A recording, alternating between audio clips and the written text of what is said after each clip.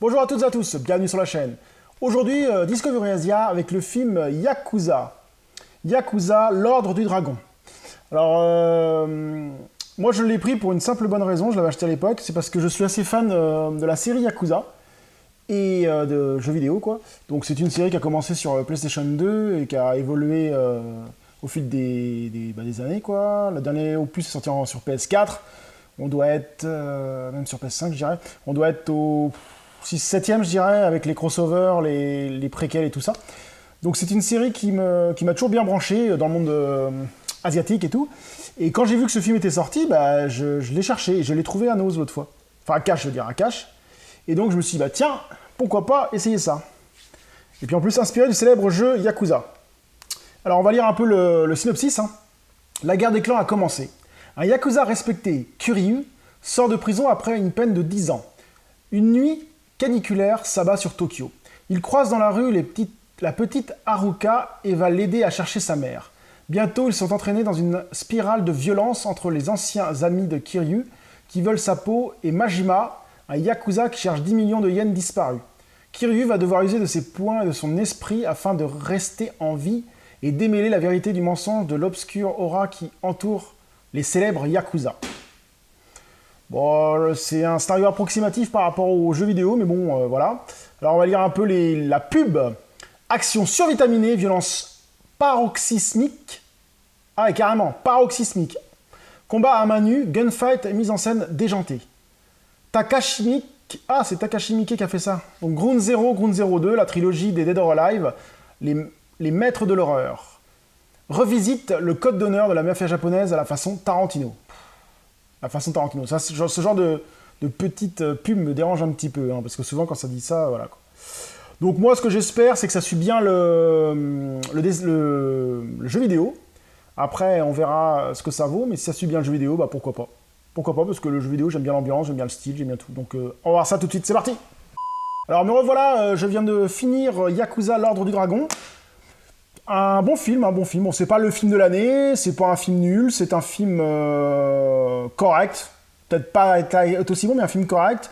Par contre, le gros problème, c'est que c'est fait pour les fanboys, quoi. C'est-à-dire qu'en fait, on est jeté directement dans le film sans avoir le scénario exact. Parce qu'il faut savoir que dans le jeu vidéo, il y a un speech de pourquoi il a été en prison, le héros là. Pourquoi il était en prison, Kiryu, il y a toute une explication. Là, on est un peu balancé dans le scénario, on découvre des choses, on comprend pas tout, enfin on comprend, mais on n'a pas tous les aboutissants. Ça, je trouve ça vraiment dommage. Je pense que Takashi Miike, là, Mike, qui a fait le film, il avait dû jouer au jeu et pour lui, c'était tellement logique qu'il n'a pas précisé.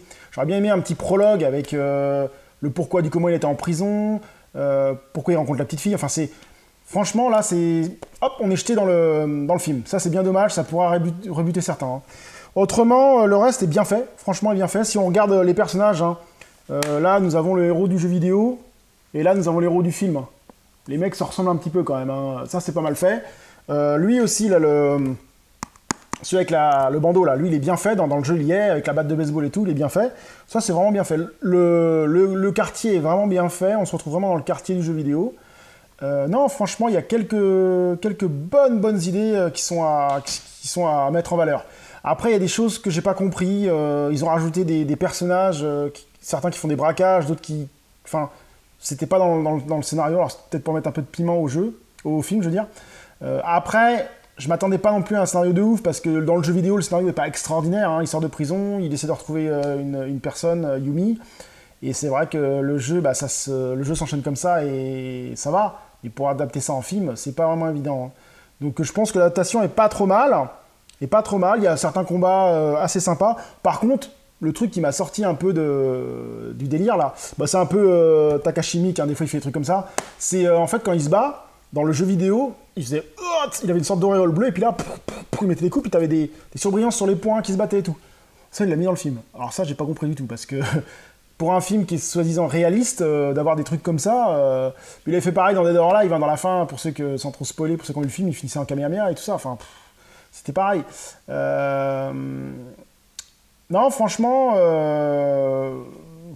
est-ce que je peux vous le conseiller, ce film-là? Je dirais pour les fans de la série, oui. Pour les fans de la série, je vous conseille, foncez, vous allez retrouver l'ambiance. Pour les Nastins qui aimeront peut-être pas trop. Pour les autres, si vous le trouvez à 1 euro à cash, à Nose ou ailleurs, ça vaut le coup de le prendre pour le voir. Mais c'est pas un film qui restera dans les annales. Donc voilà, donc c'était Yakuza l'Art du Dragon. Bon, sur ce, je vous dis à très bientôt sur ma chaîne. Salut!